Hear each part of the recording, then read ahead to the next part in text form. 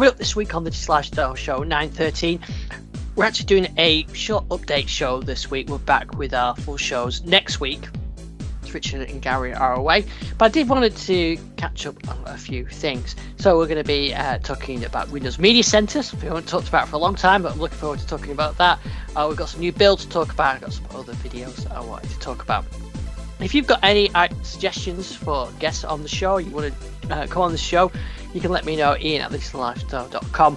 We're always keen to talk to listeners and get some feedback, so make sure you send those across. You can also find me on Twitter @ISDixon. And obviously on the digitallifestyle.com. So the first thing I wanted to talk about this week is long-term listeners will know that we're big fans of Windows Media Center. In fact, this show started as the Windows Media Center show back in 2007, and that's because we were fans of Windows Media Center and the technology of having a single place to store all your media with a 10-foot interface, so that's a lean back interface, so it was up on the TV. And this was in the days of you were running a PC and connected up via VGA maybe to your TV. Not everybody was doing that, and streaming content, that wasn't a thing then as well. So you had your content on your Media Center PC, and it was a great system with a great UI. The UI inspired Zune and Windows Phone and Windows 8 and so on. So there was a lot of it was a great technology, and it had a great enthusiast community around it, and it had a lot of fans still. But obviously Microsoft dropped it. It dropped off with Windows 10 or Windows 8, and then you could kind of get it into Windows 10, but obviously it's not in Windows 11.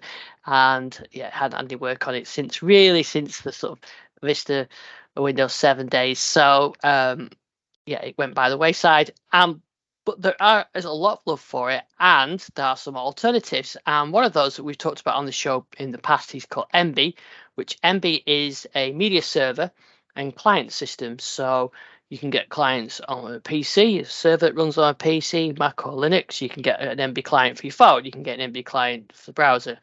And Emby is a great media platform tool, and very much like Media Center. Well, what's really good is that Emby is got a new interface that I wanted to share off to you. You may recognize this when I show you a brief snippet of the video, because announced this week is Emby is coming back. And look at that UI. Don't you recognize that? It's the Media Center style that we know and love, but this is a 10-foot interface. It's coming into beta in September. There's an early version of it coming to beta, and yeah, it looks really great. So I would definitely check out that. So let me show you the video.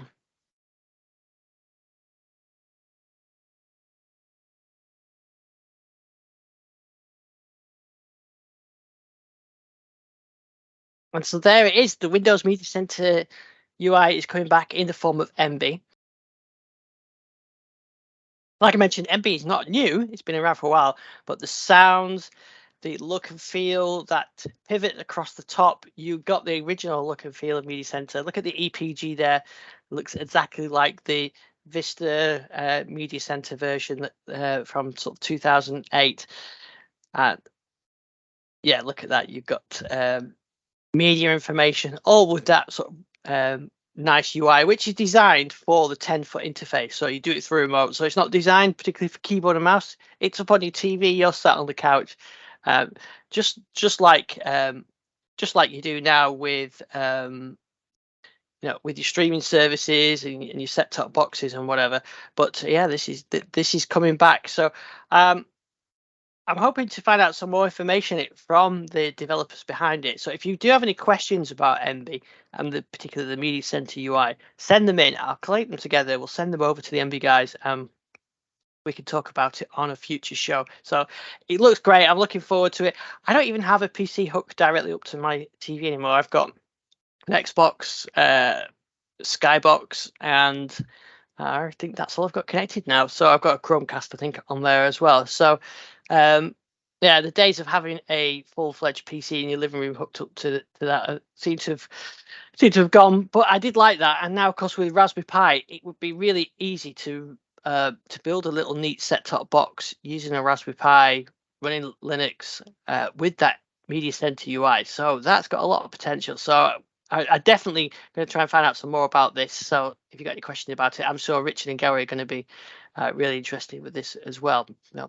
Anyway, so send those questions in if you've got any, and we'll talk about them on a future show. But I'm very excited for that. So I'll include a link in the show notes for the beta link, so you can sign up for that as well. So, and if any of you listeners are Emby users, let me know how you get on with it, and what do you think about this? Is it something that we should be looking back on? Is it just a nostalgia, or is it a great user interface? So I think we can talk about that on a future show, but I'm very excited about that. So the other thing that I wanted to mention as well, we have got some new builds I wanted to talk about though. So on, I think it was Friday last week, we got two builds. We got a dev build and a canary build. So 23531 for Windows inside on the dev channel was the build, and I've recorded a video of this as well. There wasn't a huge amount with this one. It's mainly fixes. So one of the things that I do remember seeing, I think it was on the beta channel, is certainly it was on the dev channel a while ago and then they removed it, is the ability to customize the search box. So this is the search box on my production machine. And in the new build, you can right click and you can choose whether you want this style one, like little search icon, or the larger one with some information on it. So you could customize that. The other things were really fixes. There's fixes with Explorer not working in safe mode. There were some fixes around File Explorer in general and HDR backgrounds. There's a couple of known issues as well around PWA apps not being labeled correctly. But that was it really. So there wasn't a huge amount of changes to that. On the Canary channel, there was 25936, which has some changes to the out of box experience. So that's that initial experience when you set up the build. So you could do customize your experience page. You could, if you choose developer, then it would sort of set you up with dev home. If you choose restore, you could then restore your apps from a previous backup using the new backup system. So that's kind of improving those that out of box experience. I think giving the option of picking your previous machine configuration is a great idea. So if you bought a new machine, you can just transfer all your apps, your backgrounds, everything, like you could do back in Windows 8, I would think. So I think that would be great to get that back on there. And there's some other changes as well with Task Manager and some custom lighting with dynamic lighting. That's if you've got your keyboard, the RGB keyboard or RGB devices that light up, there's an API for that now. So those are the main changes with that. And like I said, I did do a build video of that. We also got a beta channel build. This was 22621 without features, 22631 with features. That one, not a huge amount of that one. It was an interesting one though. There was a bug where the Windows update, you couldn't actually do check for updates. The button wasn't there, and that was a bug from the previous build. So then you couldn't get to this build because you didn't have the button to do it. My machine didn't do it. I don't know whether I'd skip one or not, but I definitely didn't have that issue. But there is a command line that you can use to start that off using some PowerShell. So you can you can start that off.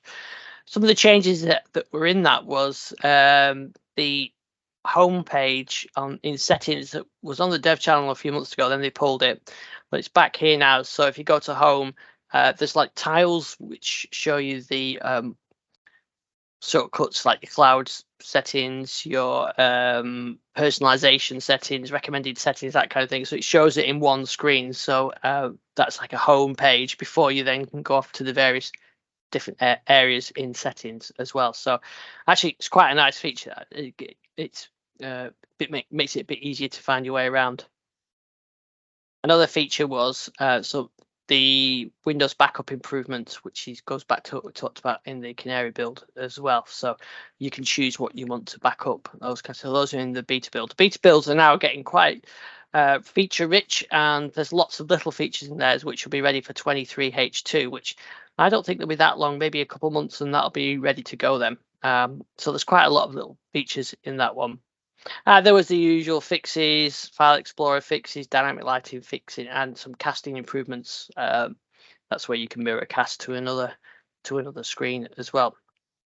So all looking overall quite good. So if you go on those, if you end up on 22621, you won't get the new features by default, and if you're on 22631, you will, but you can switch between 2131, so you can go up a level if you want. There's a little enablement package which you can get from Microsoft. Now the final thing I want to mention is regular listeners know that I have been making some sound sets for different synths, and I've got a new sound set that you can try if you've got a Korg Modwave. This is sounds inspired by the Korg MS2000. So the MS2000 is that one there, and that's from 2000. That synth came out, and with the Modwave, there's a lot of waveforms that are in that one. But the sound, you can't transfer sounds or anything like that. So what I've done is I've actually, my Modwave over here, I put the two synths together and I've recreated some of the sounds from the MS2000 for Korg Modwave users. So the original waveforms are in there, and there's lots of patches that are a copy, which I just did by ear. And there's some sounds which aren't a copy, but they're inspired by the MS2000. So the whole collection of these is a free download you can get from here, from thedigital-lifestyle.com. And yeah, I created a video to show you what the sounds are, and these are all the sounds that you can get. Yeah, so they're all analog style, because that's what the MS2000 was, but with a digital wave. So you get some nice effects and some nice digital effects by using the Modwave and the wave sweeping, things like that. So it's really the Modwave is a great synth with a lot of power, and I thought it was quite fun just to sort of emulate some of those. So I've done that. That already goes along with the previous collection which I've got, which is based on the DW8000, which is an older Korg synthesizer, and you can give that a try as well. So if you've got a Modwave, those two sound sets are available for free. So give those a try, and there's some other stuff on the Music Tech downloads as well,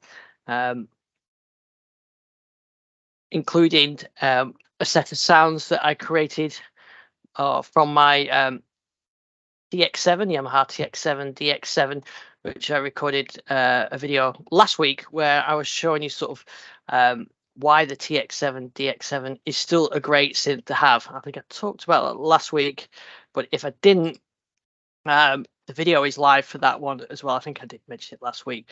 And the patches that I created are available from the downloads as well. So check out those videos if you're in old classic synths, then check out that TX7 video. It goes back to sort of 83, 84, that kit came out. So it really does take you back in time with some of those sounds. And I've got some more videos of those coming out as well.